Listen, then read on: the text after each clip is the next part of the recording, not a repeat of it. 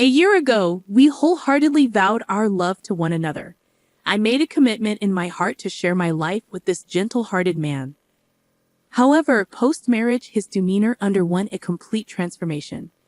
The affectionate partner I once knew seems to have vanished into thin air. Now, my husband regards me not as his beloved, but merely as a domestic servant. Just listen and remain silent has become his mantra.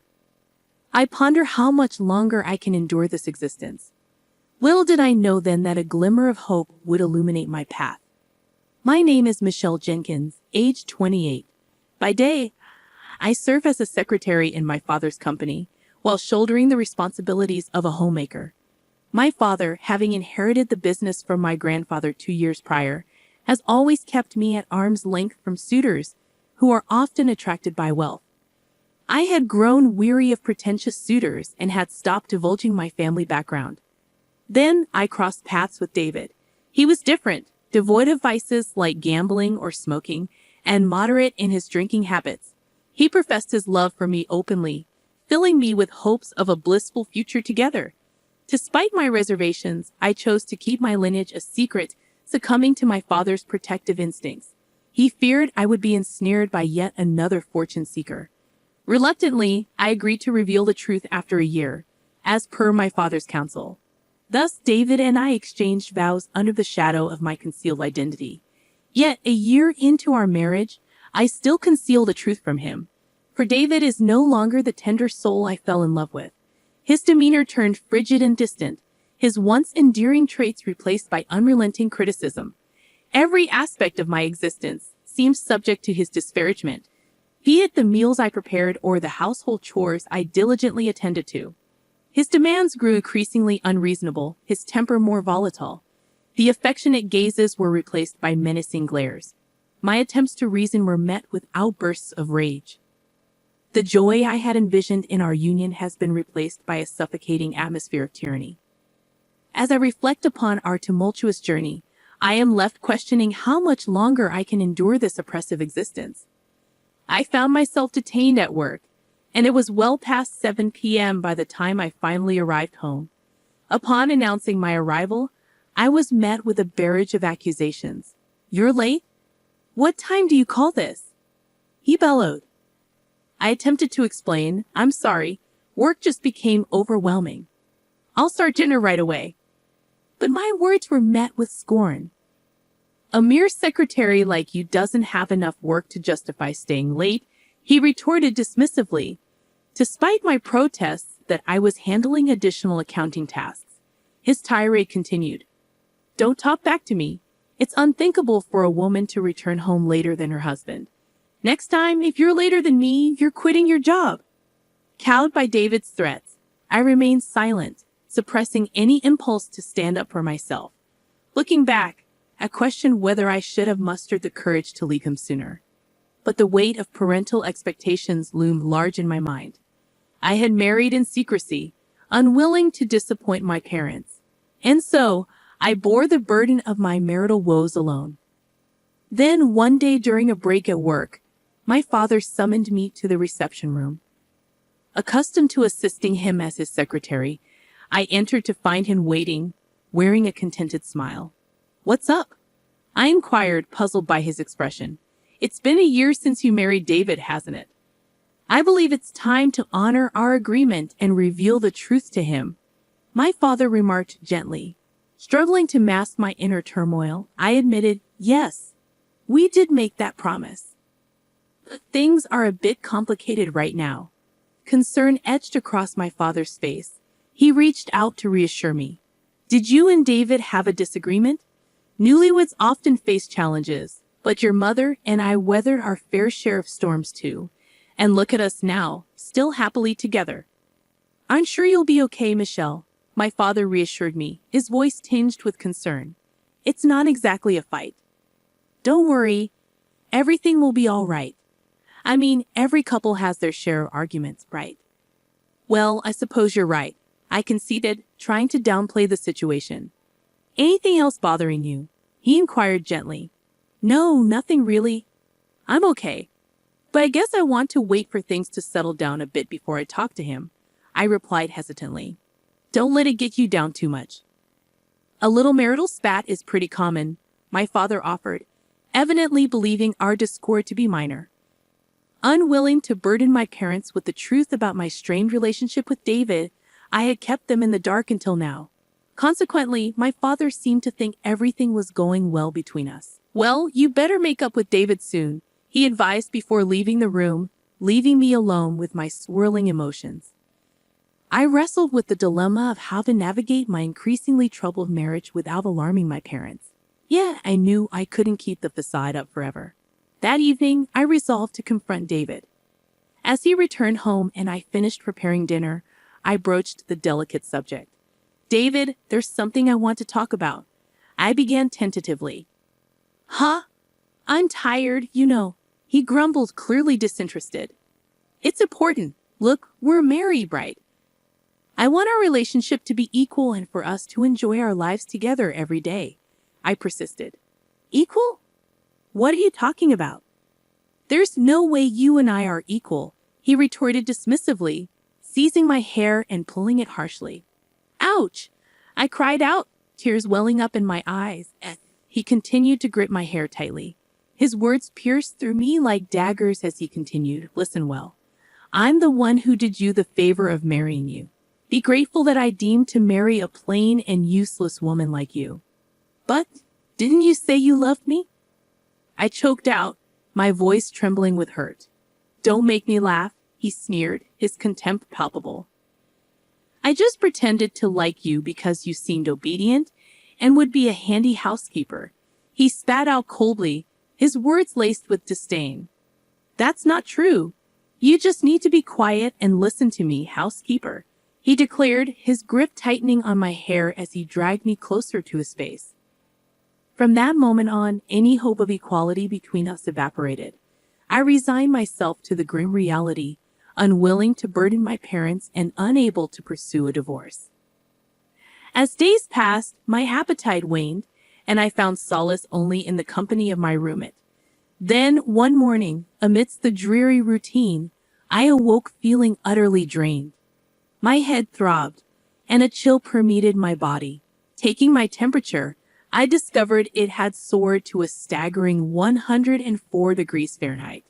Summoning what little strength remained, I called out to my husband, David, I'm sorry, but I don't think I can make breakfast today. What? Why not? He snapped, his irritation palpable. I got a fever of 104. I'm in so much pain. Can I just stay in bed for the day? I pleaded. At this, he emitted a long-suffering sigh before unleashing his wrath, slacking off chores because of a stupid fever. Get to work, you good-for-nothing. But please forgive me, I'm really sick, I implored, my voice trembling with weakness. Shut up, stop making excuses. You're just a housemaid. Don't you dare defy your master, he bellowed, his words stinging with contempt. Please, just for today, I'm begging you, I pleaded once more, but he merely clicked his tongue in disdain, slammed the door shut, and stormed out of the room. Left alone, my hands shook, and my body trembled uncontrollably, a prisoner to both sickness and despair. I came to a stark realization of just how close to the brink I was being pushed. If I continued down this path, I feared I would truly break down. The relentless pressure of living like this threatened to consume both my body and soul. I knew I needed to take action, but the question remained. What could I possibly do? My fever-addled mind struggled to conjure a solution amidst the haze of exhaustion. Perhaps it was the culmination of prolonged stress, but before I could formulate a plan, I succumbed to sleep once more. Several hours later, I was abruptly jolted awake by the thunderous sound of my husband's voice. Hey, didn't I tell you to wake up, you dumb woman, he roared. David? I stammered, glancing outside to find darkness had descended. Though my fever had somewhat subsided, my body felt weighted, and a dull ache persisted in my head. Despite my condition, he unleashed his fury. I called you multiple times. What are you doing sleeping? Called? I must have missed it. I faltered, struggling to comprehend. I sent you a text saying I'm bringing my boss home. prepare drinks and snacks, didn't I?" he demanded, his tone seething with impatience. "Wait, you knew I was sick today, right? And yet you brought your boss home?" I questioned, incredulity lacing my words. "I invited him to continue drinking at home. My promotion depends on this.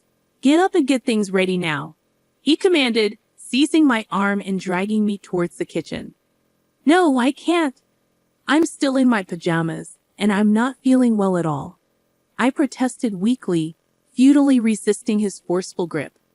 "Shut up! Just get out here now," he barked, leaving me little choice but to comply. With a heavy heart and aching body, I trudged into the kitchen, where I was met with the daunting task of entertaining his boss. As he hurriedly greeted his guest, I couldn't help but overhear their conversation from the entrance. "Are you sure this is okay this late? I'm sure your wife wouldn't appreciate," his boss's voice trailed off, echoing my unspoken concerns. "I don't have a wife, just a housemaid," my husband declared casually, dismissing my presence entirely. Housemaid? Sort of like a main wife, you could say. But please don't mind," he added, ushering his boss into the living room. Caught off guard, I stood there in my pajamas, devoid of any makeup, feeling a flush of embarrassment wash over me. "Nice to meet you," I managed to mumble, bowing my head in apology. "My husband is always telling me about you. I apologize for my appearance." "Ah, I'm the section chief, Mr. Smith. I'm sorry for intruding so suddenly. Please, don't mind me." "I'll prepare something right away," Mr. Smith responded courteously.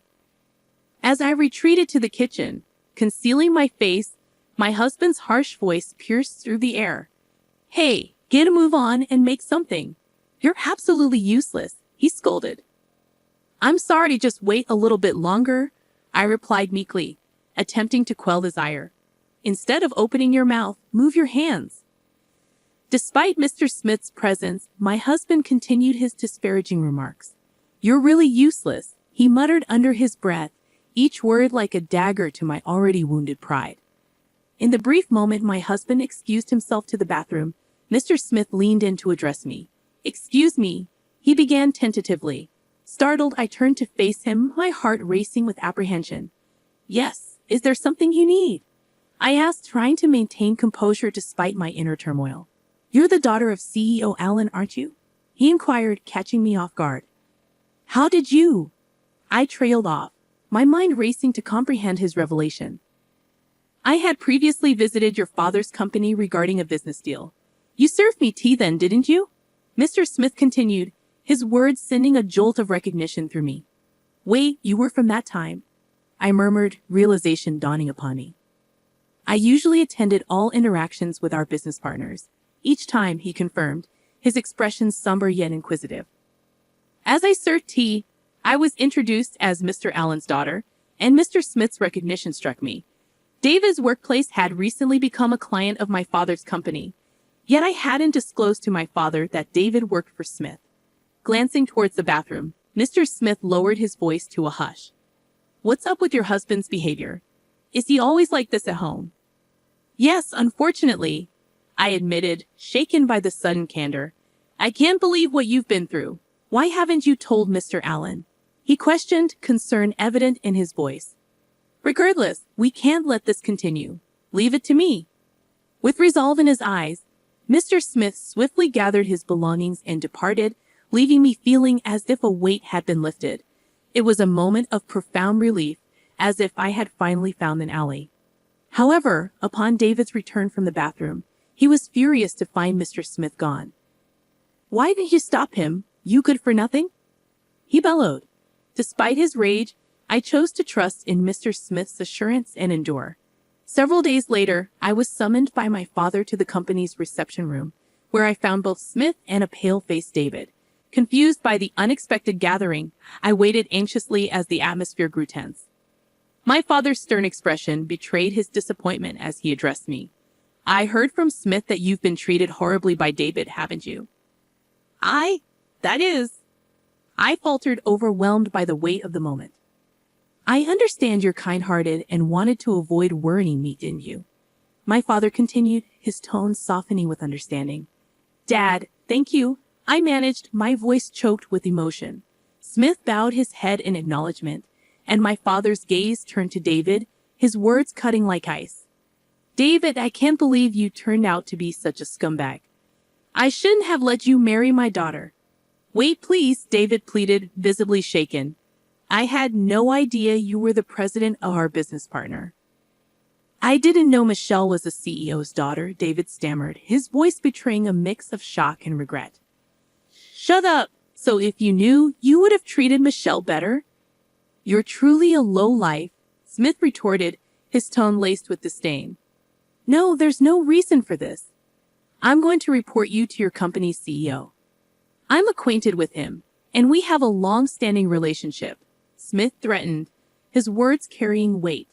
No way, David exclaimed, his eyes welling up with tears as he crumpled to his knees.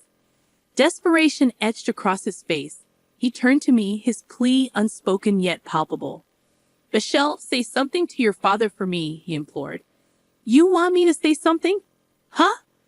I erupted, the frustration I had long suppressed finally boiling over. Do you have any idea how much I've suffered because of your overbearing, chauvinistic attitude? I've been holding it in all this time. I tried to improve our relationship, but it's you who ruined everything, right? Treating me like a housemaid and constantly berating me. Do you know how humiliating that was? Wait, Michelle, please forgive me, David begged, his voice thick with emotion. Shut up. Don't you dare casually call me by my name. No matter how much you apologize, I will never forgive you. I don't care if you fall into hardship. You get what you deserve. If you understand, never show up in front of me again. Stay out of my life forever, I declared, my resolve unwavering. At the end of my outburst, David broke down in uncontrollable sobs. Smith, with a firm grip on David's arm, bowed and left the reception room. Subsequently, David and I got divorced. When my father informed David's company president about the incident, he lost his job as well. It appeared that David had displayed a poor attitude at work and was consequently fired. Given these circumstances, he didn't receive any severance pay. Following the divorce, David apparently moved back to his parents' house. However, his in-laws were already aware of the incident. I heard his father gave him a stern scolding and kicked him out of the house. Now he seems to be working tirelessly at a factory where he can live in. He probably doesn't have much of a cushion since he has to make alimony payments to me. On the other hand, after the divorce, I moved back to my parents' house. Now, I've completely recovered and am focusing on my job. Since then, I've been meeting Smith regularly, and we have a good relationship. I'm not considering remarrying yet, but if I do someday, I want someone like him. When that time comes, I hope to build a happy family.